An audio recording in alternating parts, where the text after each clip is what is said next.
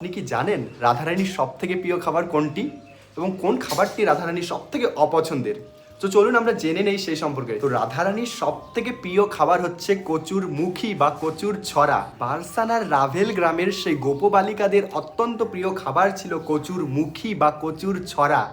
আপনারা কচুর মুখী বা কচুর ছড়া দিয়ে বিভিন্ন ধরনের রেসিপি তৈরি করতে পারেন। এছাড়াও মিষ্টি কুমড়া দিয়ে সবজি রাধারানীর অত্যন্ত প্রিয় এবং ফলের মধ্যে রাধারানীর সব থেকে প্রিয় ফল হচ্ছে আতা ফল।